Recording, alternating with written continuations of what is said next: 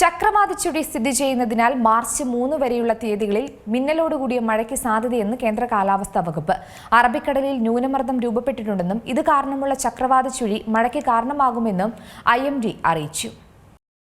ചക്രവാത ചുഴി സ്ഥിതി ചെയ്യുന്നതിനാൽ മാർച്ച് 3 വരെയുള്ള തീയതികളിൽ ഇടിമിന്നലോട് കൂടിയ മഴയ്ക്ക് സാധ്യതയുണ്ടെന്നാണ് ഇപ്പോൾ കേന്ദ്ര കാലാവസ്ഥാ വകുപ്പ് അറിയിച്ചിരിക്കുന്നത്. ആലപ്പുഴ ജില്ലയിൽ ഇടത്തരമോ നേരിയതോ ആയ മഴയ്ക്കുള്ള സാധ്യതയുണ്ട്. രാത്രിയിൽ മിന്നലിനും സാധ്യതയുണ്ടെന്നാണ് കാലാവസ്ഥാ കേന്ദ്രം അറിയിച്ചത്.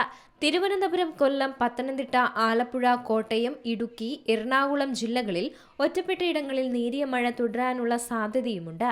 എന്നാൽ അതേസമയം വടക്കൻ കേരളം വരളുന്നു എന്നുള്ള മുന്നറിയിപ്പും വരുന്നുണ്ട്. തൃശൂർ മുതൽ കാസർഗോഡ് വരെയുള്ള വടക്കൻ ജില്ലകളിൽ മാർച്ച് 1 മുതൽ മഴ കുറയാനുള്ള സാധ്യതയുണ്ടെന്നും വരണ്ടതാകാനും സാധ്യതയുണ്ടെന്നും പറയപ്പെടുന്നുണ്ട്. പാലക്കാട്, കണ്ണൂർ, കാസർഗോഡ് ജില്ലകളിൽ താപനില ഉയർന്നു തന്നെ നിൽക്കും. അറബിക്കടലിൽ ന്യൂനമർദ്ദം രൂപപ്പെട്ടിട്ടുണ്ടെന്നും ഇത് കാരണമുള്ള ചക്രവാത ചുഴി മഴയ്ക്ക് കാരണമാകുമെന്നുമാണ് ഇപ്പോൾ IMD അറിയിച്ചത്. ന്യൂനമർദ്ദമുള്ള പ്രദേശത്ത് ചുറ്റുപാടുകളിലെ വായു ഒഴുകിയെത്തുമ്പോൾ അത് മുകളിലേക്ക് ഉയരുകയും തണുക്കുകയും ചെയ്യും. ഇതോടെ വായുവിലെ ജലബിന്ദുക്കൾ മേഘങ്ങളാകും.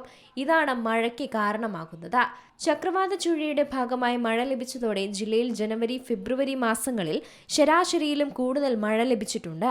ജനുവരി 1 മുതൽ 27 വരെ 38.7 മില്ലിമീറ്റർ മഴ ലഭിക്കേണ്ട സ്ഥാനത്ത് 67.5 മില്ലിമീറ്റർ മഴയായിരുന്നു പെയ്തത്. 74% മഴയാണ് അധികമായി പെയ്തത്. ചക്രവാത ചുഴിക്ക് മുമ്പ് മഴ കുറവായിരുന്നു.